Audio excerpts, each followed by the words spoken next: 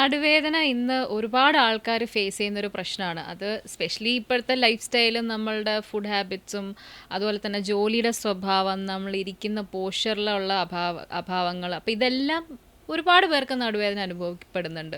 ഇപ്പം ചില ആൾക്കാർക്ക് രാവിലെ എണീക്കുമ്പോൾ തന്നെ കട്ടിലേന്ന് നിന്ന് എണീക്കാൻ പറ്റാത്ത നടുവേദന. അതുപോലെ തന്നെ ഒരു 6 മാസം മുമ്പ് ജസ്റ്റ് രാവിലെ കട്ടിന്ന് എഴുന്നേക്കാൻ പറ്റുന്നില്ല, കാലിലേക്ക് ഭയങ്കര തരിപ്പ്. അപ്പൊ തലേദിവസം ഒന്ന് ബാഡ്മിന്റൺ കളിക്കാൻ പോയെന്ന് മാത്രമേ ഞാൻ തെറ്റ് ചെയ്തിട്ടുള്ളൂ. ആ സമയത്ത് വന്നിരിക്കുന്ന പെയിനാവാം, ആയി പോയി. അഗ്രവേറ്റ് ആയി നമ്മൾ രാവിലെ എഴുന്നേക്കാൻ പറ്റുന്നില്ല എനിക്ക്. അത് ഇതിപ്പം ഇപ്പം സാർ ഇത്രയും യങ് അല്ലേ, പക്ഷെ ഈ പറഞ്ഞ 50s and 60s പല ആൾക്കാരും എനിക്കറിയാം. അവർ സ്പോർട്സിൽ ഭയങ്കര ആക്റ്റീവായിട്ടുള്ള ആൾക്കാരായിരുന്നു, പക്ഷെ ഇതേ പ്രശ്നം കാരണം അവർ അതുപോലെ നിർത്തിയിട്ടുള്ള. എൻ്റെ എക്സ്പീരിയൻസിൽ എനിക്ക് മനസ്സിലായത് ഈ സ്പോർട്സ് ആയാലും എൻ്റെ കോർ മസിൽസ് സ്ട്രോങ് ആയിരുന്നില്ല. അപ്പോൾ ആ കോർ മസിൽ സ്ട്രെങ്തനിങ് കിട്ടാത്തതുകൊണ്ടായിരുന്നു പെയിൻ വന്നത്. അപ്പോൾ നമ്മൾ ലാസ്റ്റ് 6 months ആയിട്ട് കോർ മസിൽസ് ഒക്കെ ഒന്ന് സ്ട്രെങ്തൻ ചെയ്തപ്പോൾ തിരിച്ച് ഷട്ടിൽ കളിക്കാനും പറ്റി. ഇപ്പോൾ പെയിനും ഇല്ല. എല്ലാവരും വീണ്ടും ഇതിലൊരു കറക്ഷൻ ഉള്ളത് എന്താണെന്ന് ചോദിച്ചാൽ, എല്ലാവരും ഇപ്പോൾ കൂടുതലായിട്ട് ജിമ്മ് സ്റ്റാർട്ട് ചെയ്തിട്ടുണ്ട്. ഇപ്പോൾ ജിമ്മിൽ ഫസ്റ്റ് ഇവർ ചെയ്യുന്നത് എന്താണെന്ന് ചോദിച്ചാൽ, ഫസ്റ്റേ പോയി ഈ പറഞ്ഞതുപോലെ കുറേ വെയിറ്റ് എടുത്ത് എക്സസൈസ് ചെയ്യുക. അതിന് വേണ്ടിയിട്ട് അവരൊരിക്കലും കോർ സ്ട്രെങ്തനിങ്ങിനെ കുറിച്ച് അവരൊരിക്കലും ചിന്തിക്കുന്നില്ല. എന്നിട്ട് എനിക്ക് പെട്ടെന്ന് മസിൽസ് വരണം, എൻ്റെ ഇത്ര വെയിറ്റ്, അതായത് 150 കിലോ 200 കിലോ ഡെഡ് ലിഫ്റ്റ് ചെയ്യണം എന്നുള്ള ആഗ്രഹത്തോടു കൂടിയാണ് പോകുന്നത്. അല്ലാതെ അത് പ്രോപ്പറായിട്ട് എങ്ങനെ പോകണം എന്നുള്ളത് ചിന്തിക്കുന്നില്ല. ചെയ്യുന്നതാണ് ഏറ്റവും വലിയ പ്രശ്നം. ഇപ്പോൾ ഒരു 15 വയസ്സുകാരൻ പോയിട്ട് ആദ്യം തന്നെ 50 കിലോ വെയിറ്റ് ഒക്കെ എടുക്കുകയാണെങ്കിൽ 6 pack അല്ല കിട്ടുക. ഇപ്പൊ ഇന്നാള് വന്നതാണ് 15 വയസ്സുള്ള ആൾക്ക് ഡിസ്കിൽ ഒരു ടയറ വന്നിരിക്കുന്നത്, ആനുവൽ ഫിഷർ ആണ് വന്നിരിക്കുന്നത്. ആള് ഇന്ന് 50 കിലോ എടുത്ത ആള് അടുത്ത ദിവസം ഫ്രണ്ട്സിനെ തോപ്പിക്കാൻ വേണ്ടിയിട്ട് 100 കിലോ എടുത്തു. അപ്പം നല്ലൊരു ടയർ. ആൾക്ക് അത് പേടിച്ചു പോയി. ആളതിനകത്ത് ഈ പറഞ്ഞ പോലെ എല്ലാ ന്യൂറോളജിക്കൽ സിംറ്റംസും വന്നു, റേഡിയേറ്റിംഗ് പെയിൻ വന്നു, ആൾക്ക് ആകെ ടെൻഷനായി, വീട്ടിൽ പറയാൻ പേടിയായി. കാരണം ഇവൻ പറഞ്ഞിട്ടില്ല ഞാൻ ജിമ്മിൽ പോയി വെയിറ്റ് എടുത്തിട്ടാണ് ഇത് വന്നേന്നുള്ളത്. അവസാന നിവർത്തികേട് വന്നപ്പോഴാണ് ആള് പറഞ്ഞത് എനിക്ക് സഹിക്കാൻ പറ്റുന്നില്ല, ജിമ്മിൽ പോകാൻ തന്നെ പേടിയായിരിക്കും. അപ്പൊ പക്ഷേ ട്രീറ്റ്മെന്റ് വന്നിട്ട് ആളുടെ പേടി ഇനി എനിക്ക് ജിമ്മിൽ പോകാൻ പറ്റുമോ എന്നുള്ളതാണ് ക്വസ്റ്റ്യൻ. അല്ലാതെ അവന്റെ വേദന മാറോ ഇല്ലയോ എന്നുള്ളതല്ല, എനിക്കിനി ജിമ്മിൽ പോകാൻ പറ്റുമോ. വേദന എത്ര പെട്ടെന്നെങ്കിലും മാറണമെന്നുണ്ടോ? അതെ, തീർച്ചയായിട്ടും. അത് ഓൾറെഡി ഇപ്പം നമ്മൾ ക്ലിനിക്കിലേക്ക് വന്നു കഴിഞ്ഞു കഴിഞ്ഞാൽ നമ്മളൊരു ട്രീറ്റ്മെൻറ്റ് പറഞ്ഞു, അതിന് ഇത്ര സമയം എടുക്കും എന്നൊക്കെ നമ്മൾ എഡ്യൂക്കേറ്റ് ചെയ്താൽ പോലും നെക്സ്റ്റ് ഡേ വരുമ്പം അവർ ആ ട്രീറ്റ്മെൻറ്റ് എടുത്തതിന് ശേഷം അവരുടെ വിചാരം ഓക്കെ ഇനി എനിക്ക് അടുത്ത ദിവസം മുതൽ വേദന ഉണ്ടാവില്ല എന്നുള്ള ചിന്തയായിരിക്കും. നമ്മളിപ്പോഴും അവരെ എഡ്യൂക്കേറ്റ് ചെയ്യാറുണ്ട്. ഒരു 5 മുതൽ 10, ഫസ്റ്റ് ഒരു 5% കുറയും, പിന്നെ അടുത്ത ദിവസം 10%, പിന്നെ 15, അങ്ങനെ സ്ലോലി ആണ് ഇതിന്റെ പ്രോഗ്രഷൻ എന്ന് പറയും. പെയിൻ മാറാനുള്ളൊരു ആൾക്കാർക്ക് ചിന്താഗതി ഇല്ല. പെട്ടെന്ന് എല്ലാം മാറി കിട്ടണം എന്നുള്ള അവസ്ഥയിലേക്കാണ്. അപ്പം ഇപ്പൊ നമുക്ക് ഈ ജിമ്മിൽ പോകുന്നവരോട് നമുക്ക് എന്താണ് അവർക്ക് കൊടുക്കാൻ പറ്റുന്ന ഒരു, അല്ലെങ്കിൽ അവർക്ക് ശ്രദ്ധിക്കാൻ പറ്റുന്ന ഒരു കാര്യം എന്താണ്? ഫസ്റ്റ് നമ്മളിപ്പോൾ ഏറ്റവും ഇമ്പോർട്ടൻ്റ് ആയിട്ട് ചെയ്യേണ്ടത് അവരുടെ കോർ സ്ട്രെങ്തനിങ്, അത് ഫസ്റ്റ് ചെയ്തു പോകണം. അത് തന്നെ ഇപ്പം ഈ പറഞ്ഞതുപോലെ കോർ സ്ട്രെങ്തനിങ് പോലും നമ്മൾ യൂഷ്വലി എന്ത് എക്സസൈസ് ചെയ്താലും അതിന് മിനിമം ഒരു മസിൽ സ്ട്രെങ്ത് ആയി വരാനുള്ള സമയം എന്ന് പറയുന്നത് ഒരു 2-2.5 മാസമാണ്. അപ്പോൾ അത്രയും നാൾ നമ്മൾ കോർ സ്ട്രെങ്തനിങ്ങിനെ നമ്മൾ ഫോക്കസ് ചെയ്യണം. അതിനുശേഷം നമ്മൾ വെയിറ്റ് ട്രെയിനിങ്ങിലേക്ക് പോകണം. അപ്പോൾ ഈ വെയിറ്റ് ട്രെയിനിങ് പോകുന്നത് തന്നെ നമ്മൾ എടുത്ത ഉടനെ 20 കിലോ 50 കിലോ അങ്ങനെയല്ല നമ്മൾ പോകേണ്ടത്. സൂപ്പർവിഷനിൽ പോകുന്നതായിരിക്കില്ലേ നല്ലത്. സൂപ്പർവിഷനിൽ പോയി കഴിഞ്ഞ് കഴിഞ്ഞാൽ അത് കുറച്ചും കൂടെ ബെറ്റർ ആയിരിക്കും. എങ്കിലും ഇപ്പോൾ ഈ പറഞ്ഞതുപോലെ മിനിമം വെയിറ്റ്, അതായത് ലോവർ ലിംബിന് നമ്മൾ മിനിമം സ്റ്റാർട്ട് ചെയ്യാൻ പറ്റുന്ന ഒരു വെയിറ്റ് എന്ന് പറയുന്നത് 5 kg ആണ്. അതിൽ സ്റ്റാർട്ട് ചെയ്ത് അതിലൊരു 2 weeks സ്റ്റിക്ക് ഓൺ ചെയ്ത് ഇഷ്യൂസ് ഒന്നും എനിക്ക് തോന്നുന്നില്ല ആരെങ്കിലും 5 കിലോ ഒക്കെ പൊക്കാന്ന് പറഞ്ഞ നാണക്കേടാണെന്നുകൊണ്ട് ഇപ്പോഴത്തെ പിള്ളേർ അങ്ങനെയാണ് വിചാരിക്കുക. പക്ഷേ ഈ 5 കിലോ നമ്മൾ ഒരാഴ്ച അല്ലെങ്കിൽ 2 ആഴ്ച എടുത്തു കഴിഞ്ഞാൽ മാത്രമേ നമുക്ക് അറിയുള്ളൂ നമ്മളുടെ മസിൽ അതുമായിട്ട് അഡാപ്റ്റ് ആയിട്ടുണ്ടോ എന്നുള്ളത്. അങ്ങനെ അഡാപ്റ്റ് ആയി നമുക്ക് ഇഷ്യൂസ് ഒന്നും ഇല്ലയെന്ന് തോന്നിയതിന് ശേഷം മാത്രമേ നമ്മൾ നെക്സ്റ്റ് kgsലേക്ക് പോവുള്ളൂ. 8 അല്ലെങ്കിൽ 10, 15 അങ്ങനെ വേണം, ഗ്രാജുവലി വേണം നമ്മൾ ഈ ഒരു വെയിറ്റ് ട്രെയിനിങ്ങിലേക്ക് നമ്മൾ പോകാനായിട്ട്. മനസ്സിലാക്കാത്തൊരു കാര്യമുണ്ട്, ജസ്റ്റ് വെയിറ്റ്സ് ഇപ്പം നമ്മുടെ ബൈസെപ്സിന് വേണ്ടിയുള്ള ഡമ്പലിലാണെങ്കിൽ തന്നെ വെറുതെ ഡമ്പൽ ചെയ്തുകൊണ്ട് കാര്യമില്ല. നമ്മുടെ ആ മസിലിന്റെ പുള്ള് ഫീൽ ചെയ്യാൻ കഴിയണം. ഒരു ഭയങ്കര സ്പീഡിൽ ഡമ്പൽ ചെയ്തുകൊണ്ടിരിക്കും, റോങ് പോസ്റ്റേഴ്സിലൊക്കെ മസിൽ ടയറും. ടയറാവും. അതെ. ഇപ്പോൾ ഒരു എക്സസൈസ് ചെയ്തിട്ട് വെയിറ്റ്സ് എടുത്തിട്ട് റൊട്ടേറ്റർ കഫ് ഇഞ്ചുറി വരുന്ന എത്ര ആൾക്കാരുണ്ട്. അപ്പോൾ അത് ആ മസിലിന്റെ രീതി മനസ്സിലാക്കി ഏത് പോസ്റ്ററിലാണ് അത് ചെയ്യേണ്ടതെന്ന് മനസ്സിലാക്കണം. അതൊരു ഇതിപ്പോൾ എല്ലാ ഹെൽത്ത് ക്ലബ് ജിംസിലും അതിന്റെ കറക്റ്റ് പോസ്റ്റേഴ്സ് കാണിച്ചും കൊടുക്കുന്നുണ്ട്. പക്ഷെ അത് ആ രീതിയിൽ പോകുന്നതായിരിക്കും നല്ലത്. ഇപ്പൊ ഈ ടയറൊക്കെ വന്ന കേസുകളിൽ പലപ്പോഴും കേട്ടിട്ടുണ്ട് അവർക്കൊരു ഇപ്പം റീഹാബ് എന്ന് പറയുന്നത് ഇവൻ ജിമ്മുകളിൽ റീഹാബ് പ്രാക്ടീസ് ചെയ്യിക്കുന്ന ഫിറ്റ്നസ് ട്രെയിനേഴ്സ് ഉണ്ട് എന്നുള്ളൊരു കോൺസെപ്റ്റ് ഉണ്ട് ഇപ്പം. അതിലെന്താണ് ആക്ച്വലി സംഭവിക്കുന്നത്? ഈ ഒരു ഇഞ്ചുറി വന്നു കഴിയുമ്പം എങ്ങനെയാണ് നമുക്ക് എക്സസൈസസ് കൊണ്ട് മാത്രം അത് ഹീൽ ചെയ്തെടുക്കാൻ പറ്റും? എന്താണ് ആ ഒരു കോൺസെപ്റ്റിന്റെ പുറകിലുള്ളത്? അതായത് അത് ശരിക്കും അങ്ങനെ ഒരു കോൺസെപ്റ്റ് ഉണ്ട്. അത് പക്ഷേ അത് കറക്റ്റായിട്ട് അതിൻ്റെ പ്രോപ്പറായിട്ട് ട്രെയിനിങ് എടുത്തവരായിരിക്കണം. അത് അവർ റീഹാബ് സ്പെഷ്യലിസ്റ്റുകൾ എന്ന് പറഞ്ഞ് നമ്മൾ ഇതിൽ തന്നെ വരുന്നുണ്ട്. അത് കോഴ്സുകൾ അങ്ങനെ ചെയ്ത് കറക്റ്റായിട്ട് സർട്ടിഫൈഡ് ആയിട്ടുള്ള ആൾക്കാർ ഈ പറഞ്ഞതുപോലെ ലോ ഗ്രേഡ് എക്സസൈസിൽ നിന്ന് തുടങ്ങി ആണ് അത് ട്രീറ്റ് ചെയ്തെടുക്കുന്നത്. ഓക്കെ. അപ്പം അതില് ഈ പറഞ്ഞോണം ഫർദർ ഈ പറഞ്ഞ പ്രശ്നങ്ങൾ റിക്കർ ചെയ്യുന്നവർക്ക് ഒരു പക്ഷേ നമുക്കൊരു ഹയർ എൻ്റെ ട്രീറ്റ്മെൻറ്റ് ആവശ്യമാണ്. ആ ട്രീറ്റ്മെൻറ്റിന് ശേഷമായിരിക്കണം ആ റീഹാബ് പോകേണ്ടത്. അക്യൂട്ട് ഫേസിൽ എന്തൊക്കെയാലും റെസ്റ്റ് തന്നെയാണ് ഏറ്റവും ഇമ്പോർട്ടൻ്റ് ആയിട്ട്. അതെ. നടുവിനെ സംബന്ധിച്ചിടത്തോളം നമുക്ക് റെസ്റ്റ് എന്തായാലും ഇമ്പോർട്ടൻ്റ് ആണ്. ഇപ്പോൾ ഈ ജിമ്മിലൊക്കെ പോകുന്നവർ ഇപ്പം എന്തായാലും ഫസ്റ്റ് ഫ്യൂ ഡേയ്സ് എന്തായാലും ഒരു റെസിസ്റ്റൻസ് ഉണ്ടാവുമല്ലോ. നമുക്ക് പല കാര്യങ്ങൾ യൂസ്ഡ് അല്ലാത്ത കാര്യങ്ങൾ ശരീരത്തിന് ചെയ്യുമ്പോൾ ഒരു പെയിനും ഒക്കെ ഉണ്ടാവുമല്ലോ. അപ്പം ആ ഒരു സ്റ്റേജിൽ നമ്മൾ ജിമ്മിൽ കണ്ടിന്യൂ ചെയ്യണോ അതോ ഒന്ന് ബ്രേക്ക് എടുത്തിട്ട് വേണോ കണ്ടിന്യൂ ചെയ്യാൻ? നല്ലൊരു പെയിനൊക്കെ ആയിട്ട് കൈ അനക്കാൻ പറ്റാത്ത വിധം പെയിനൊക്കെ ആയിട്ട് വെയിറ്റ്സ് ഒക്കെ അങ്ങനെ ഒരു പെയിൻ ഉണ്ടെങ്കിൽ തന്നെ മനസ്സിലാക്കണം ആദ്യം ചെയ്തിരിക്കുന്നത് തെറ്റാണ്. തെറ്റ് കറക്റ്റ് ചെയ്യണം ആദ്യം തന്നെ. അപ്പോൾ ഓട്ടോമാറ്റിക്കലി ആ പെയിൻ മാറും. നമ്മൾ ഒറ്റയടിക്ക് നിർത്തി ഒരു 3 ദിവസം കഴിഞ്ഞിട്ട് പിന്നെയും ആ തെറ്റായ രീതിയിലേക്ക് പോയിട്ട് കാര്യമില്ല. ഇപ്പം ഈ പറഞ്ഞോണം നമുക്ക് മറ്റൊരു പ്രശ്നം കാണുന്നത് പ്രസവശേഷം ഉണ്ടാവുന്ന അല്ലെങ്കിൽ ആ സമയത്ത് അല്ലെങ്കിൽ പ്രസവശേഷം ഉണ്ടാവുന്ന നടുവേദന.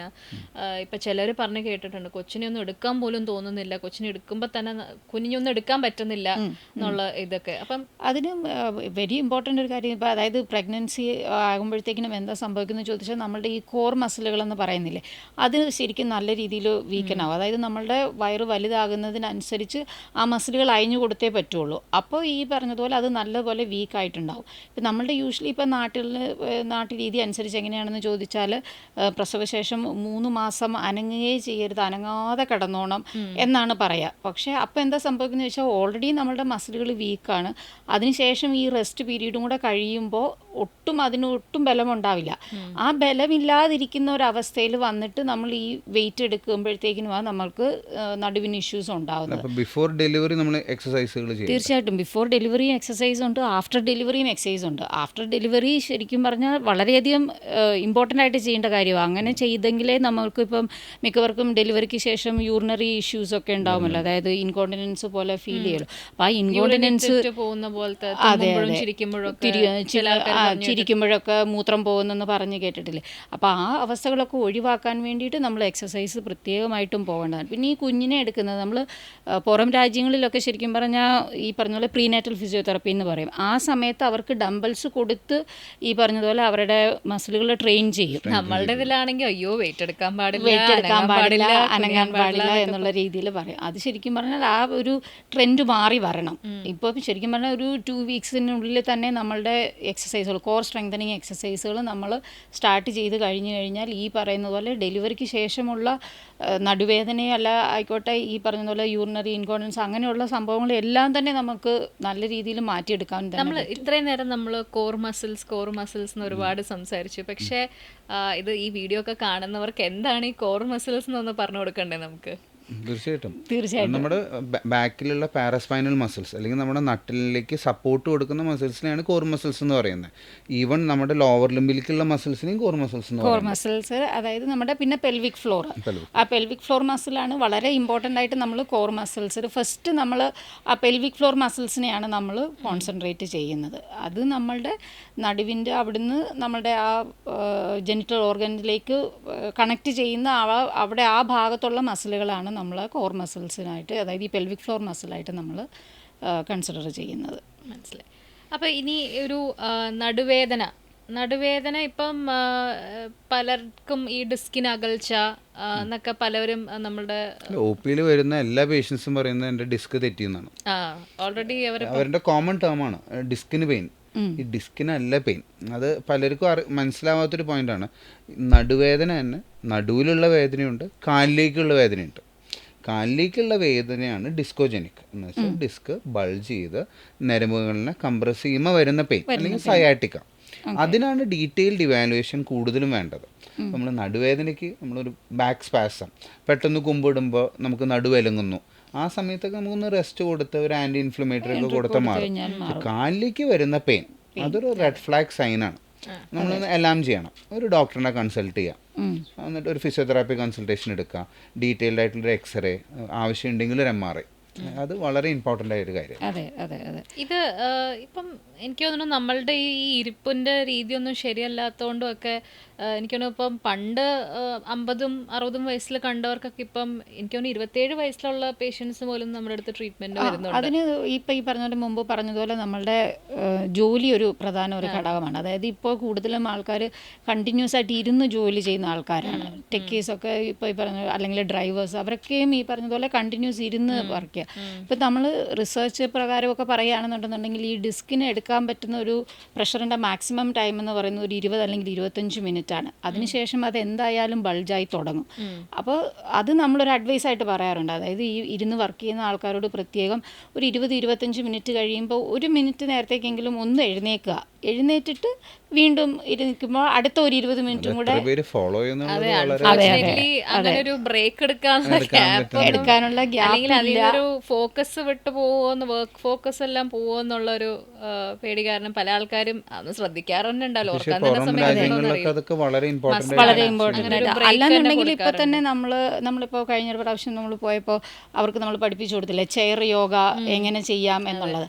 അപ്പോൾ അത് പക്ഷേ പേഷ്യൻസ് വളരെ കറക്റ്റായിട്ട്, അതായത് നമ്മൾ പേഷ്യൻസിനോട് അഡ്വൈസ് ചെയ്യുന്നത് അവരുടെ മൊബൈലിലൊരു അലാം പോലെ വെക്കുക. ഒരു 20 മിനിറ്റ് കൂടുമ്പോൾ ജസ്റ്റ് അതൊന്ന് ഇത് ചെയ്യുമ്പോൾ അവർക്ക് പെട്ടെന്ന് ഓക്കെ ഞാൻ ഇത്ര നേരം ഇരിക്കുമായിരുന്നു, ഒരു അവയർനെസ് വരും. അപ്പോൾ അവർ പെട്ടെന്ന് ഒന്നുകിൽ പൊസിഷൻ ചേഞ്ച് ചെയ്യും, അല്ലെങ്കിൽ പെട്ടെന്നൊന്ന് എഴുന്നേക്കും.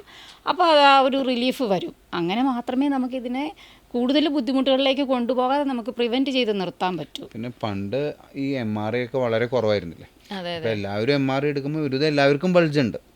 ഈ ബൾജ് വന്ന ഉടനെ അയ്യോ എൻ്റെ നടു മോശമായി എന്നുള്ളതില്ല. ഫ്രീക്വന്റ് ആയിട്ട് എല്ലാവർക്കും ഒരു ചെറിയൊരു മൈന്യൂട്ട് ബൾജ് എല്ലാവരുടെയും ഉണ്ടാവും. പക്ഷെ whether it is compressing the neural elements, അതാണ് ഇമ്പോർട്ടന്റ്.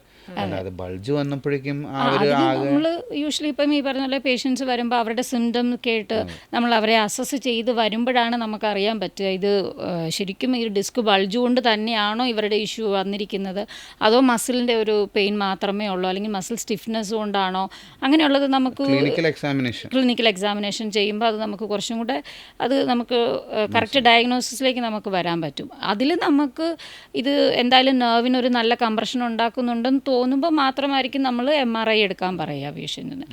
അതിനുശേഷം MRIയുടെ റിപ്പോർട്ട് കിട്ടിയതിന് ശേഷമായിരിക്കും നമ്മൾ ഇതിൽ ഏത് ട്രീറ്റ്മെൻറ്റ് ഓപ്ഷൻസ് എന്താണ് പോകേണ്ടതെന്നുള്ളത് അതിനുശേഷമായിരിക്കും നമ്മൾ തീരുമാനിക്കുക. പല പേഷ്യൻസും നമ്മളെ വിളിക്കുമ്പോൾ ചോദിക്കുന്ന മറ്റൊരു ക്വസ്റ്റനാണ്, ഡോക്ടറെ ഞാൻ വീണ്ടും MRI എടുക്കണോ? ഞാനിപ്പം ഇപ്പം തന്നെ ഞാൻ 2-3 MRI എടുക്കുന്നു, ഞാൻ ഇനിയും വീണ്ടും MRI എടുക്കണോ നിങ്ങളെ കാണണമെങ്കിൽ എന്ന് ചോദിക്കാറുണ്ട്. MRI എടുക്കുന്നത് എന്തിനാന്ന് നമുക്കറിയില്ല. എല്ലാവരും എപ്പോഴും പോയി MRI എടുക്കണം. അതെ, ഇവൻ സ്വന്തമായിട്ട് പ്രിസ്ക്രൈബ് ചെയ്ത് MRI എടുക്കുന്ന പേഷ്യൻസ് അല്ല, അതിപ്പോ MRI സെന്ററിൽ പോയിട്ട് MRI എടുക്കാൻ പറഞ്ഞാൽ അവരെടുക്കൂല. പക്ഷെ അങ്ങനെ എടുക്കേണ്ട കാര്യമില്ല. അതിനുവേണ്ടിയാണ് നമ്മൾ എക്സ്പെർട്ട് അഡ്വൈസ് തേടണമെന്ന് പറയുന്നത്. അതായത് നമ്മളുടെ ഇപ്പോൾ കൺസൾട്ടേഷന് വരുമ്പോഴായിരിക്കും നമുക്കറിയാൻ പറ്റുക, ഇത് അസസ് ചെയ്തിട്ട് ക്ലിനിക്കൽ എക്സാമിനേഷൻ ചെയ്യുമ്പോഴായിരിക്കും നമ്മൾ തീരുമാനിക്കുക MRI പോകണോ വേണ്ടയോ എന്നുള്ളത്.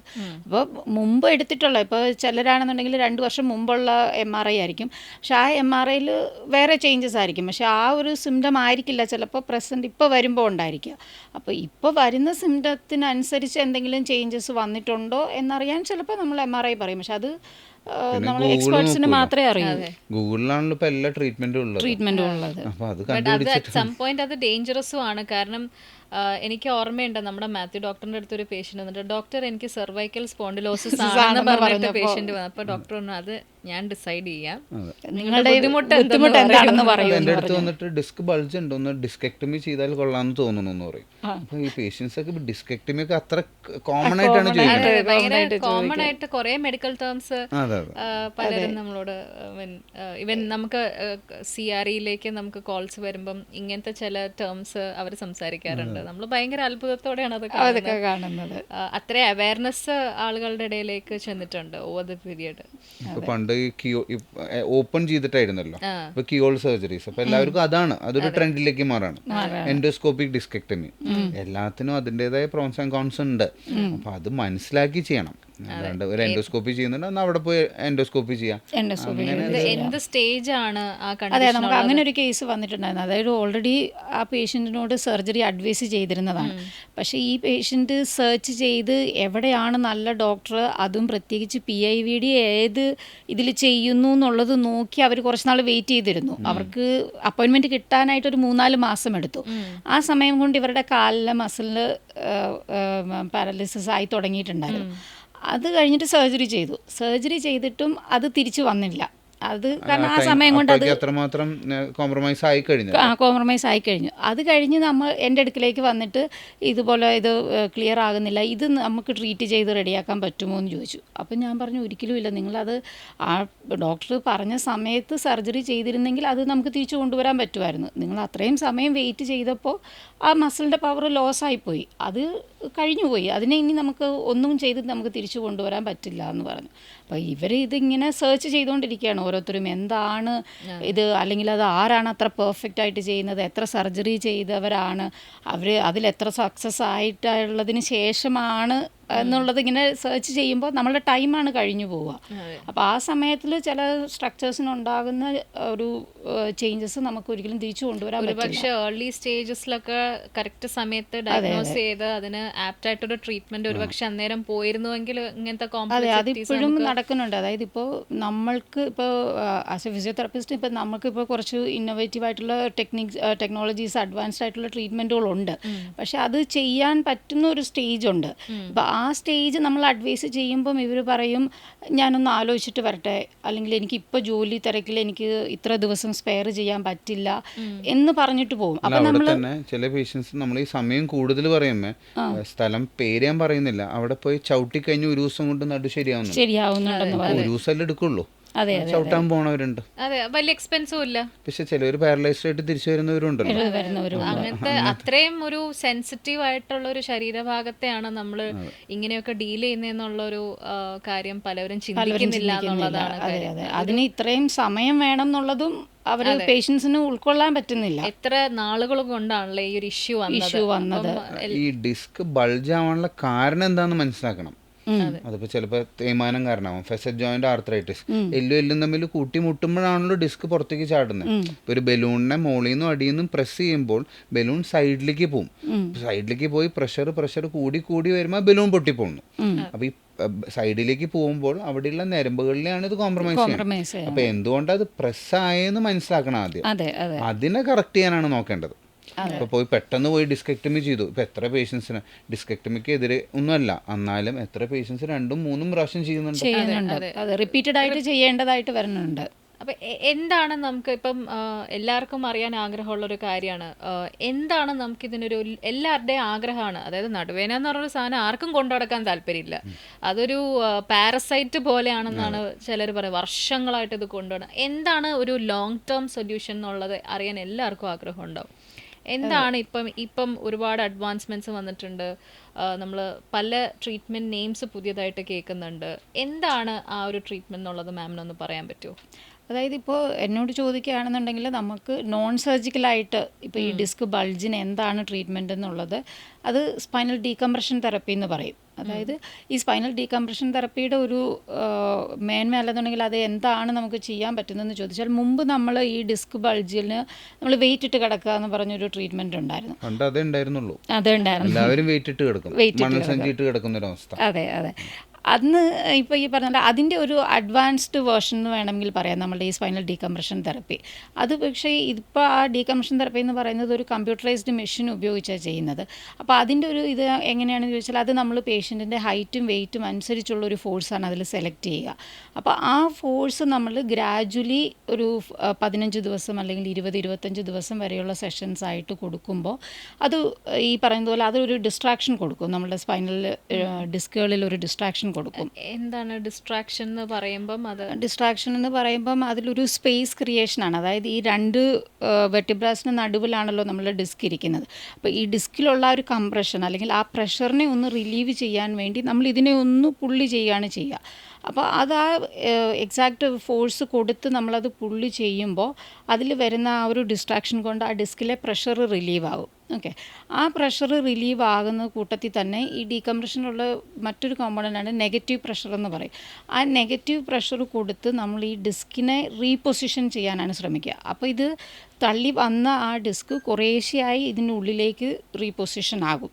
അങ്ങനെയാണ് ആ നെർവിലെ കംപ്രഷൻ നമുക്ക് നോൺ സർജിക്കലി നമുക്ക് റിലീവ് ചെയ്തെടുക്കാൻ പറ്റും. ചിലവർ ചോദിക്കാറുണ്ട് ഇത് തന്നെയല്ലേ ട്രാക്ഷൻ എന്നും. അതെ, ബേസിക്കലി നമുക്കിപ്പോൾ ട്രാക്ഷൻ ഇപ്പോൾ ആരും അധികം അഡ്വൈസ് ചെയ്യാറില്ല. അതിൻ്റെ മെയിൻ കാര്യം സിമ്പിളായിട്ട് പറയുകയാണെങ്കിൽ നമ്മുടെ കാലിമയ്ക്കോ അല്ലെങ്കിൽ നടുവെന്ന് വെയിറ്റ് ഇട്ട് കിടക്കണമെന്ന് വെക്കാം. നമ്മളൊരു വെയിറ്റ് പുള്ളിയാണ്. അപ്പം നമ്മുടെ ബോഡീൻ്റെ ടെൻഡൻസി എന്തായിരിക്കും? തിരിച്ച് പുള്ളി ചെയ്യുമ്പോൾ ഇത് രണ്ടും തമ്മിലുള്ള ഒരു ആക്ഷൻ കാരണം നമുക്ക് പെയിൻ കൂടും. സ്പെഷ്യലി കഴുത്തിന് ഞാൻ പറഞ്ഞു കേട്ടിട്ടുണ്ട്, അയ്യോ ഞാൻ കിടക്കില്ല എന്ന് പറഞ്ഞു കേട്ടിട്ടുണ്ട്. ട്രാക്ഷനിലൊന്നും ആ പെയിൻ കൂടുന്നോണ്ടാണ് അത് പ്രശ്നം. അപ്പൊ ഈ ഡീകംപ്രഷൻ തെറാപ്പി അല്ലെങ്കിൽ സ്പൈൻ ഡീകംപ്രഷനിൽ ഏറ്റവും വലിയൊരു അഡ്വാൻറ്റേജ് എനിക്ക് തോന്നിയിരിക്കുന്നത് നമ്മൾ ആ ഒരു നെഗറ്റീവ് പ്രഷർ കാരണം ആ ഡിസ്ട്രാക്ഷൻ്റെ ഒപ്പം തന്നെ ഒരു റിലാക്സേഷൻ കൊടുക്കും. പിന്നെ ടാർഗറ്റഡ് ഏരിയ അല്ലേ, നമ്മളൊരു ട്രാക്ഷൻ ഇട്ടു എന്ന് വെക്കാം, നമുക്ക് ബൾജ് വന്നിരിക്കുന്ന L4 L5 നമ്മൾ പെൽവിക് ട്രാക്ഷൻ ഇടുമ്പോൾ മൊത്തത്തിൽ നമ്മൾ നടുവിലാണ്. അപ്പോൾ ആ ഡിസ്പേസിനെ നമുക്ക് ടാർഗറ്റ് ചെയ്യാൻ പറ്റുന്നില്ല. ടാർഗറ്റഡ് ഏരിയയിലേക്ക് കൊടുക്കുന്നതുകൊണ്ട് അതിന് ഭയങ്കര ഒരു അഡ്വാൻറ്റേജും കൂടിയുണ്ട്. അതെ. എനിക്ക് തോന്നുന്നു പക്ഷേ പല ആൾക്കാർക്കും അതിൻ്റെ ആ ഒരു അവയർനെസ്സും, ഇപ്പം പല ആൾക്കാരും സിമിലർ ആയിട്ടുള്ള കുറേ എക്യുപ്മെൻറ്റ്സ് ഇന്നിപ്പോൾ സോഷ്യൽ മീഡിയയിൽ കാണുന്നുണ്ട്. പല ആൾക്കാരും കൺഫ്യൂസ്ഡ് ആണെന്ന് തോന്നുന്നു. ഇപ്പം പല മെഷീൻസിലും ട്രീറ്റ്മെൻറ്റ് അവരെല്ലാവരും മെഷീൻസ് എന്നാണ് കേട്ടോ പറയുന്നത്. ഞാൻ ഇന്ന മെഷീനിൽ പോയി ട്രീറ്റ്മെൻറ്റ് എടുത്തതാണ്, പക്ഷെ എനിക്ക് ശരിയായില്ല എന്നൊക്കെ ആൾക്കാർ പറയാറുണ്ട്. ഈ ഒരു ട്രീറ്റ്മെൻറ്റിനെ കുറിച്ച് കേൾക്കും, ഇല്ല ഡോക്ടർ ഞാനിത് ഡോക്ടറോട് പറഞ്ഞിട്ടില്ല, ഞാനിത് ഓൾറെഡി ചെയ്ത ഡോക്ടർ, ഇതൊന്നും എനിക്ക് ശരിയായിട്ടില്ല. അങ്ങനത്തെ പല കൺഫ്യൂഷൻസും ആൾക്കാരുടെ ഇടയിലുണ്ട്. എന്താ മാമിന് അത് തോന്നണത്? ഇത് ഇപ്പോൾ ഈ ഒരു ഇത് ട്രെൻഡാണ്. അതായത് യൂഷ്വലി ഇപ്പോൾ ട്രാക്ഷൻ ഒരു കമ്പ്യൂട്ടറൈസ്ഡ് ട്രാക്ഷനെ പോലും പലരും ഡീകംപ്രഷൻ എന്ന് പറഞ്ഞാണ് അവരത് പേഷ്യൻസിനെ വിശ്വസിപ്പിച്ചാണ് എടുക്കുന്നത്. അതാണ് മെയിൻലി ഇപ്പോൾ ഉള്ളൊരു ഇഷ്യൂ എന്ന് പറയുന്നത്. അപ്പോൾ അതുകൊണ്ട് തന്നെ അത് എവിടെയാണ് അതിൻ്റെ ടെക്നോളജി അഡ്വാൻസ്ഡ് അല്ലെങ്കിൽ അത് കറക്റ്റായിട്ട് കൊടുക്കുന്ന സ്ഥലം എവിടെയാണെന്നുള്ളത് നമ്മൾ നോക്കിയെടുക്കേണ്ടത് ഒരു കാര്യം തന്നെയാണ്. ഒരു അവയർനെസ്സിലൂടെ തന്നെ മാത്രമേ നമുക്കത് എടുക്കാൻ പറ്റൂ. എല്ലാവരും ഡീകംപ്രഷൻ തെറാപ്പി ആണല്ലോ. അതെ, എല്ലാവരും പറയുന്നത് അത്. പക്ഷേ മിക്ക സെന്റേഴ്സിലും നമുക്ക് ഇത് പറഞ്ഞ കമ്പ്യൂട്ടറൈസ്ഡ് ട്രാക്ഷനാണ് അവർ ഡീകംപ്രഷൻ എന്നുള്ള രീതിയിൽ രണ്ടും ടെക്നോളജി വ്യത്യാസമുണ്ട്. സ്പെക്കിൽ തന്നെ ഭയങ്കര വ്യത്യാസങ്ങളുണ്ട്.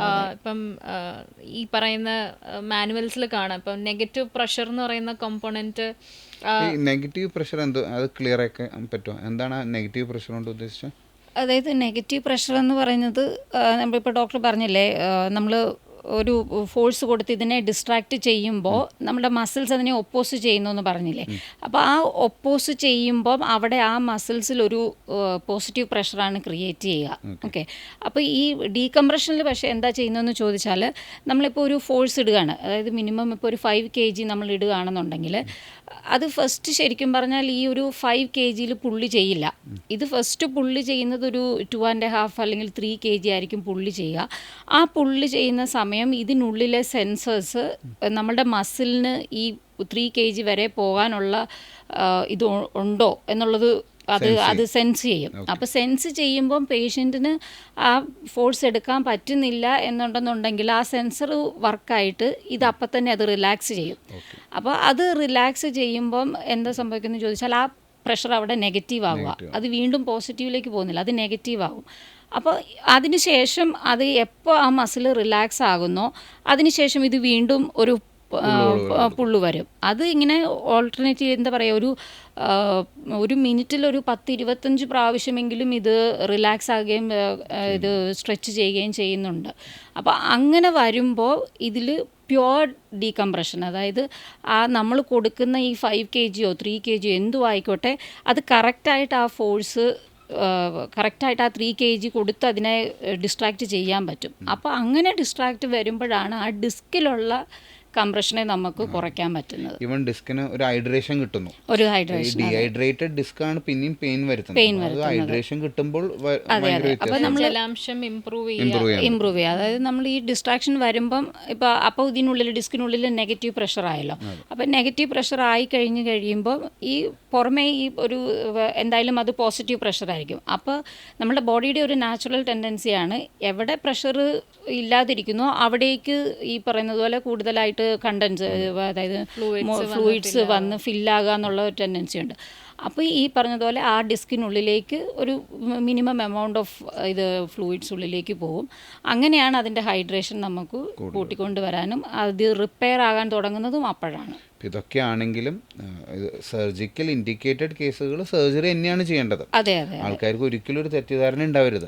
എന്തിനും സ്പൈൻ ഡീകംപ്രഷൻ അല്ല, ഡോക്ടറിന്റെ രീതിയിൽ കണ്ട് ഫിസിയോതെറാപ്പിയും കൂടി ഒരുമിച്ച് ഇരുന്ന് ആവശ്യമുള്ള പേഷ്യൻസിന് ഇൻഡിക്കേറ്റഡ് കേസസിന് മാത്രമേ spinal decompression, severe listhesis, severe neural compromise, അതുപോലെ bowel bladder disturbance, red flag ഉള്ള ഇതുള്ള സിംറ്റംസ് ഒന്നും നമ്മൾ ഡീകംപ്രഷൻ എടുക്കാറില്ല. അത് നമ്മൾ കേസസ് കാണുമ്പോൾ നമുക്കറിയാലോ, അത് നമ്മൾ അപ്പം തന്നെ പറയും പേഷ്യൻറ്റിനോട്, ഇത് നമുക്ക് ഇതിൽ ട്രീറ്റ് ചെയ്യാവുന്ന ഒരു കേസേ അല്ല, ഇതിൻ്റെ സമയം കഴിഞ്ഞു പോയ ഒരു, അതാണ് ഞാൻ മുമ്പ് പറഞ്ഞത്.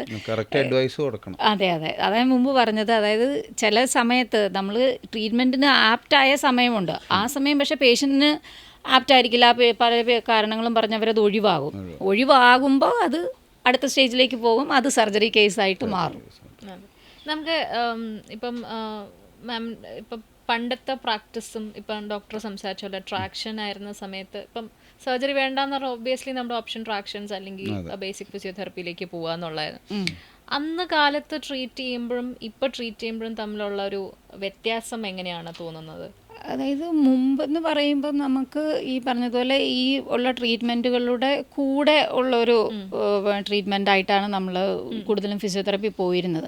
അന്ന് നമുക്ക് പെയിൻ റിലീവിങ് മൊഡാലിറ്റീസ് മാത്രമായിരുന്നു ഉണ്ടായിരുന്നത്.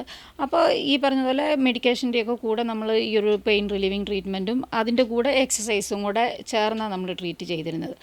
ഇപ്പോൾ എന്ന് പറയുമ്പോൾ നമുക്ക് കുറച്ചും കൂടെ കോംപ്ലിക്കേറ്റഡ് ആയിട്ടുള്ള കേസുകൾ, ഇപ്പോൾ ഡോക്ടർ പറഞ്ഞതുപോലെ പ്രൊട്രൂഷന് അല്ലെന്നുണ്ടെങ്കിൽ ചില കേസുകൾ, ഇപ്പോൾ എക്സ്ട്രൂഷനായിട്ടുള്ള ചില കേസുകൾ പോലും നമ്മൾ എടുത്ത് സക്സസ് ആക്കിയിട്ടുണ്ട്. അപ്പോൾ അത് പക്ഷേ ഈ പറഞ്ഞതുപോലെ ന്യൂറോളജിക്കൽ സിംറ്റംസ് എക്സ്ട്രൂഷൻ ആണെന്നുണ്ടെങ്കിൽ പോലും ചില പേഷ്യൻറ്റിനെ നമ്മൾ നോക്കുമ്പം ഈ പറഞ്ഞതുപോലെ നമുക്ക് ഉണ്ടാവും. അത് ചിലപ്പം ഓവർ എ പീരീഡ് കൊണ്ട് വന്നതായിരിക്കാം എക്സ്ട്രൂഷൻ, പെട്ടെന്ന് അക്യൂട്ടായിട്ട് വന്നതായിരിക്കില്ല. അപ്പോൾ അങ്ങനെയുള്ള കേസുകളെയൊക്കെ നമുക്ക് ഈ ഡീകംപ്രഷൻ കൊണ്ട് അതിലുള്ള ആ കംപ്രഷൻ, അതായത് ആ നെർവിലുള്ള കംപ്രഷനെ നമുക്ക് റിലീവ് ചെയ്തെടുക്കാനായിട്ട് പറ്റുന്നുണ്ട്. അതും within A span of 25 days നമുക്കത്. 25 daysലും റെസ്റ്റ് ഇമ്പോർട്ടൻ്റ് ആണ്. നമ്മൾ മുന്നേ ഡിസ്കസ് ചെയ്തപ്പോൾ ഈ പ്രഗ്നൻസി സ്റ്റേജ് കഴിഞ്ഞ് എസ്പെഷ്യലി നോർമൽ ഡെലിവറി കഴിഞ്ഞ് ചില ആൾക്കാർക്ക് ഈ മൂത്രം കൺട്രോൾ ചെയ്യാൻ പറ്റാത്തൊരു അവസ്ഥയെക്കുറിച്ച് മാം നേരത്തെ ഡിസ്ക്രൈബ് ചെയ്തായിരുന്നല്ലോ. അപ്പൊ അതെ, ഇൻകോണ്ടിനൻസ്. അപ്പൊ അത് എന്താണ് നമുക്ക് അതിനുള്ള പ്രതിവിധി? കാരണം എനിക്ക് തോന്നുന്നു അത് പലരും പുറത്തേക്ക് കൊണ്ടുവരാൻ തന്നെ മടിക്കാറുണ്ട്. അതെ പറയാൻ മടിക്കാറുണ്ട്. അതായത് നമ്മളിപ്പോൾ ഈ പ്രഗ്നൻസിക്ക് ശേഷം മാത്രമല്ല, ഇപ്പോൾ ഒരു 10 നടുവേദന കേസ് എടുത്താൽ അതിൽ 3 പേർക്കെങ്കിലും ഈ പറഞ്ഞതുപോലെ യൂറിനറി ഇൻകോണ്ടിനൻസ് ഉണ്ടാകാറുണ്ട്. പക്ഷെ അത് പലപ്പോഴും സ്ത്രീകളാണെന്നുണ്ടെങ്കിൽ പ്രത്യേകിച്ച് അത് ഡോക്ടറോട് പറയാനായിട്ട് മടിക്കും, എനിക്കിങ്ങനെ ഒരു പ്രോബ്ലം ഉണ്ടെന്നുള്ളത്.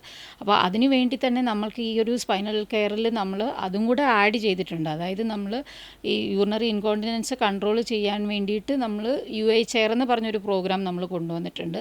അതൊരു ഹൈഫം മെഷീൻ ഉപയോഗിച്ച് നമ്മൾ ഇപ്പം മുമ്പ് പറഞ്ഞിരുന്നില്ലേ പെൽവിക് ഫ്ലോർ മസിലുകൾ, അതിനെ സ്ട്രെങ്തൻ ചെയ്യാൻ വേണ്ടിയിട്ടുള്ള ഒരു ട്രീറ്റ്മെൻറ്റാണ് ഈ UHR പ്രോഗ്രാമുകൾ നമ്മൾ ഉൾപ്പെടുത്തിയിരിക്കുന്നത്. അത് സ്പൈനൽ കെയറിൻ്റെ കൂടെ തന്നെ നമ്മൾ ചെയ്തു പോകേണ്ട ഒരു ചെയർ അവർക്ക് നമ്മൾ കൊടുക്കും. ഇല്ലില്ല, ചെയർ നമ്മൾ ക്ലിനിക്കിൽ നമ്മളെ ട്രീറ്റ്മെൻറ്റിന് വരുമ്പോൾ ഇപ്പോൾ 25 ഡേയ്സ് നമ്മളൊരു ട്രീറ്റ്മെൻറ്റ് പറയുന്നുണ്ടല്ലോ. അപ്പോൾ അതിൽ നമുക്ക് ഈ ഡീകംപ്രഷൻ തെറപ്പി ഉണ്ടാവും, ഫിസിയോതെറപ്പി മാനേജ്മെൻറ്റ് ഉണ്ടാവും, എക്സസൈസ് ഉണ്ടാവും. അതിൻ്റെ കൂടെ 3 ഡേയ്സ് അല്ലെങ്കിൽ 4 ഡേയ്സ് വൺസ് നമ്മൾ ഈ ഒരു UA ചെയർ പ്രോഗ്രാമും കൂടെ നമ്മൾ ആഡ് ചെയ്യും. അത് ഈ കീഗൾസ് എക്സസൈസസ് എന്നൊക്കെ പറഞ്ഞ എക്സസൈസസ് അല്ലേ അതിന് മെയിൻലി നമ്മളുടെ ട്രീറ്റ്മെന്റ് ഓപ്ഷൻ? അതായത് ഈ കീഗിൾസ് എക്സസൈസ് നമ്മൾ പഠിപ്പിച്ചു കൊടുത്താൽ അത് അവർക്ക് കറക്റ്റായിട്ട് ആ പെൽവിക് ഫ്ലോർ മസിലുകളെ നമുക്ക് ഈ പറഞ്ഞതുപോലെ പുറമേ നിന്ന് നമുക്ക് പറഞ്ഞു കൊടുക്കാൻ പറ്റില്ല. ഇപ്പോൾ ബൈസെപ്സ് ഒക്കെ ആണെന്നുണ്ടെന്നുണ്ടെങ്കിൽ എനിക്ക് പറയാം എന്തോ ബൈസെപ്സ് ഇങ്ങനെ ചെയ്താൽ ഇതാണ് ബൈസെപ്സ്, ഇതിനെ കൺട്രോൾ ചെയ്യുമെന്ന് പറയാൻ പറ്റും. പക്ഷെ നമുക്ക് ഈ പെൽവിക് ഫ്ലോർ എന്ന് പറയുന്നത് നമുക്ക് പുറമേ നിന്ന് ഫീൽ ചെയ്യാനായിട്ട് കുറച്ച് ബുദ്ധിമുട്ടാണ്. അപ്പോൾ അത് നമ്മൾ പഠിപ്പിച്ചു കൊടുക്കുന്നത് ഇവർ കറക്റ്റ് ആ പെൽവിക് ഫ്ലോറിൽ മസിലിനെ ആണോ കോൺസെൻട്രേറ്റ് ചെയ്യുന്നതെന്നുള്ളത് നമുക്ക് അറിയാൻ പറ്റില്ല. അപ്പോൾ അതിനെ നമ്മൾ ഇപ്പോൾ ഈ കീഗിൾസ് എക്സസൈസ്, ഇപ്പോൾ ഈ UA ചെയർ പ്രോഗ്രാമിൽ നമ്മൾ കോൺസെൻട്രേറ്റ് ചെയ്യുന്നത് അതിനെയാണ്. അതായത് ആ പെൽവിക് ഫ്ലോർ മസിൽ ഒരു 10,000 കീഗിൾസ് എക്സസൈസ് ചെയ്യുന്നതിന് തുല്യമായിട്ടാണ് നമ്മൾ ഈ ഒരു 20 മിനിറ്റ് UA ചെയർ നമ്മൾ കൊടുക്കുമ്പോൾ അവിടുത്തെ മസിലുകൾ. എന്തെങ്കിലും സൈഡ് ഇഫക്ട്സോ എന്തെങ്കിലും ബുദ്ധിമുട്ട്, കാരണം അത് റേഡിയേഷൻ റിലേറ്റഡ് അങ്ങനെ എന്തെങ്കിലും? ഇല്ല, തീർച്ചയായും ഇത് നമ്മൾ വേവ്സ് ആണ്. ഒരിക്കലും അതൊരു റേഡിയേഷൻ ഒരു പ്രോഗ്രാമായിട്ടല്ല വരുന്നത്. അതിന് ഹേർട്സ് ഒക്കെ ഈ പറഞ്ഞതുപോലെ നമ്മളുടെ നോർമലി നമ്മളുടെ ബോഡിയിലെ തന്നെ മെക്കാനിസത്തിന് അല്ലെങ്കിൽ ഒരു ഹീലിംഗ് മെക്കാനിസത്തിന് വേണ്ടിയിട്ടുള്ള ഒരു ലെവലിലുള്ള ഹേർട്സ് മാത്രമേ നമ്മൾ കൊടുക്കുന്നുള്ളൂ. അതുകൊണ്ട് തന്നെ ഇതൊരിക്കലും നമുക്ക് ദോഷകരമായിട്ടൊന്നും വരുന്നില്ല. ഓക്കെ. എനിക്ക് പറയാനുള്ള നമ്മുടെ ഒരു റിനൗണ്ട് ഓർത്തോപെഡിക് സർജൻ ഡോക്ടർ ചന്ദ്രയുണ്ട്. ആൾ പറയുന്നൊരു പോയിന്റ് ഉണ്ട്, A good orthopaedic surgeon is complete with a competent physiotherapist. അപ്പോൾ രണ്ടുപേരും ഒരു ടീം വർക്കാണ്. ഒരു പേഷ്യൻറ്റിനെ അസസ് ചെയ്ത് തൊട്ട് ഡീറ്റെയിൽഡ് ആയിട്ടുള്ള ഇവാലുവേഷൻ കഴിഞ്ഞ് അവർക്കൊരു മെഡിക്കേഷൻ ആയാലും ഒരു ട്രീറ്റ്മെൻറ്റ് മൊഡാലിറ്റിയും ഒരു ഓർത്തോപെഡിക് സർജനും ഫിസിയോതെറാപ്പിസ്റ്റും ഒരുമിച്ച് ചെയ്യണം. എന്നാൽ അത് കംപ്ലീറ്റ് സക്സസ്സിലേക്ക് എത്താൻ കഴിയും. അതെ പേഷ്യൻറ്റിന് അതായത് ലൈഫ് സ്റ്റൈൽ മോഡിഫിക്കേഷൻ ചേഞ്ചസ് പറയണം. കാരണം ഇപ്പോൾ നമ്മൾ ജിമ്മിൽ തന്നെ ഞാൻ മുമ്പ് പറഞ്ഞില്ലേ, അതായത് വെയിറ്റ് ട്രെയിനിങ് എന്ന് പറയുന്ന ഒരു സംഭവം, അത് മിക്കവാറും ആൾക്കാർ എന്താ ചെയ്യുന്നതെന്ന് ചോദിച്ചാൽ ചെന്നിട്ട് നടുവ് കുനിച്ചാണ് ആ വെയിറ്റ് എടുക്കുന്നത്. പക്ഷെ അത് അങ്ങനെയല്ല എടുക്കേണ്ടത്. നമ്മൾ നടുവ് എപ്പോഴും മാക്സിമം സ്ട്രെയിറ്റ് ആയിട്ട് ഇരിക്കാൻ ശ്രമിക്കണം. നമ്മൾ മുട്ട് വളച്ചായിരിക്കണം നമ്മൾ താഴെ നിന്ന് എന്തെങ്കിലും സാധനങ്ങൾ എടുക്കുമ്പോൾ ചെയ്യേണ്ടത്. പിന്നെ അതുപോലെ തന്നെ ആ ജിമ്മിലൊക്കെ ആണെന്നുണ്ടെങ്കിൽ അവർ എപ്പോഴും അഡ്വൈസ് ചെയ്യുന്ന ഒരു കാര്യമാണ് ആ ബെൽറ്റ് ഇട്ടിട്ട് വേണം അത് എടുക്കണം എന്നുള്ളത്. അത് ചിലർ പറയും എൻ്റെ മസിൽ ഭയങ്കര സ്ട്രോങ് ആണ്, ഞാൻ നല്ല ഹെൽത്തി. അത് തെറ്റായ ധാരണയാണ്. അതിപ്പോൾ ഒരു സർട്ടൻ എമൗണ്ട് കൂടുതൽ വെയിറ്റ് എടുക്കുന്നുണ്ടെന്നുണ്ടെങ്കിൽ തീർച്ചയായും ആ ബെൽറ്റ് ഇട്ടിട്ട് തന്നെ എടുക്കുന്നതായിരിക്കും നല്ലത്. കിടക്കേണ്ട പോസ്റ്ററൊക്കെ ഇല്ലേ? ഉണ്ട്. അതായത് പ്രത്യേകിച്ച് ഇടയ്ക്കിടയ്ക്ക് വേദനയുള്ള ഒരാൾക്കാരാണെന്നുണ്ടെന്നുണ്ടെങ്കിൽ രാത്രി കിടക്കുമ്പോൾ നമ്മൾ തലയിലെ പില്ലോ ഒഴിവാക്കിയിട്ട് നമ്മൾ മുട്ടിനടിയിൽ ഒരു 2-3 പില്ലോ വെച്ച് കിടക്കുന്നത് നല്ലതാണ്. അപ്പോൾ എന്താ സംഭവിക്കുന്നത് വെച്ചാൽ ഈ മുട്ട് മടങ്ങി വരുമ്പോഴത്തേക്കിനും നമ്മളുടെ നടുവിലെ മസിലുകൾ അയയുകയും അത് നമ്മുടെ ബെഡിനോട് ചേർന്ന് കിടക്കുകയും ചെയ്യും.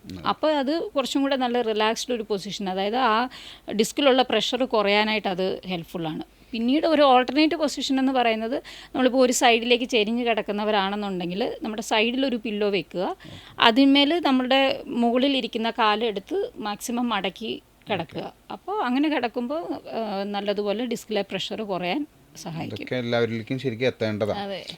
മരുന്നുകൾ ഒരു പരിധി വരെ മാത്രമേ സഹായിക്കുള്ളൂ. ഈ പറയുന്ന ചെറിയ ചെറിയ ടിപ്സ് ആൻഡ് ട്രിക്സുകളുണ്ട്, അത് എല്ലാവർക്കും നമുക്ക് എപ്പോൾ വേണമെങ്കിലും ഉപയോഗിക്കാമല്ലോ. അതെ അത് ലൈഫ് സ്റ്റൈൽ മോഡിഫിക്കേഷൻ ചേഞ്ചസ് അല്ലെങ്കിൽ എർഗണോമിക്സ് എന്ന് നമ്മൾ പറയും. അത് നമ്മൾ പേഷ്യൻറ്റിനോട് ഡെയിലി ലൈഫിൽ ഇൻകോർപ്പറേറ്റ് ചെയ്ത് പോകാൻ പറയും. അങ്ങനെ ചെയ്യുമ്പോഴാണ് നമുക്ക് ഈ നടുവേദന വീണ്ടും വീണ്ടും വരാതെ നമുക്ക് ഒഴിവാക്കി എടുക്കാൻ പറ്റുള്ളൂ. ഈവൻ ചില പേഷ്യൻസ് ഇപ്പം നമുക്ക് ട്രീറ്റ്മെൻറ്റ്സിൻ്റെ ഒക്കെ എൻക്വയറി നമ്മളുടെ CRE ടീമിലേക്ക് വരുമ്പം പേഷ്യൻസ് ചോദിക്കുന്നതാണ്, ഈ ട്രീറ്റ്മെന്റ് എടുത്തു കഴിഞ്ഞാൽ പിന്നെ ഗ്യാരണ്ടി ഉണ്ടോ, അല്ലെങ്കിൽ ഒരിക്കലും ഇത് വരില്ല എന്ന് നിങ്ങൾക്ക് ഗ്യാരണ്ടി തരാൻ പറ്റുമോ? അതെ, നമുക്ക് ലൈഫിൽ ഗ്യാരണ്ടി. അത് മേ ബി അവര് പോയിരിക്കുന്ന വഴികൾ അങ്ങനെയായിരിക്കാം. ഇപ്പം പലവരും വിളിക്കുന്നത് ഡിപ്രഷൻ സ്റ്റേജിൽ വിളിക്കുന്നത്. അതായത് പേഷ്യൻസും പറയാറുണ്ട്, അതായത് ഞാൻ ഇവിടെ ട്രീറ്റ്മെൻറ്റിന് പോയി അവിടെ ട്രീറ്റ്മെൻറ്റ് പോയി അവരൊക്കെ എനിക്ക് 100% ഉറപ്പ് പറഞ്ഞതുകൊണ്ടാണ് ഞാൻ അവിടെ ട്രീറ്റ്മെൻറ്റ് എടുത്തെന്ന് പറയുന്നുണ്ട്. അപ്പോൾ അതിൽ നമ്മൾ പേഷ്യൻറ്റിനോട് പറയാറുണ്ട്, നമുക്ക് ഒരിക്കലും ഒരു മെഡിക്കൽ ഒരു ട്രീറ്റ്മെൻറ്റ് നമുക്ക് ഒരിക്കലും 100% ഉറപ്പ് നമുക്ക് ഒരിക്കലും പറയാൻ പറ്റില്ല. അതിന് ഇത്ര പെർസെൻറ്റേജ് റിലീഫ് ഉണ്ടാവും. അതിനെ നിങ്ങൾ മെയിൻറ്റെയിൻ ചെയ്ത് കൊണ്ടുപോകാൻ എന്തൊക്കെ ചെയ്യണം എന്നുള്ളത് നമ്മൾ പറഞ്ഞു തരും. അതിനനുസരിച്ച് ചെയ്തു പോയാൽ നല്ല മാജിക് ആണ് അവർ എക്സ്പെക്ട് ചെയ്യുന്നത്. ഓർത്തോപെഡിക് സർജന്റെ നല്ല രീതിയിലുള്ള ഒരു കൺസൾട്ടേഷൻ വിത്ത് ഫിസിയോതെറാപ്പി അസസ്മെന്റ്, നല്ല രീതിയിലുള്ള തെറാപ്പി, ഇതാണ് ആക്ച്വലി വേണ്ടത്. നടുവേദനയുടെ ഒരു പരിധി വരെ എല്ലാ കാര്യങ്ങളും തീർച്ചയായും അതിൽ വ്യത്യാസങ്ങൾ കൊണ്ടുവരും.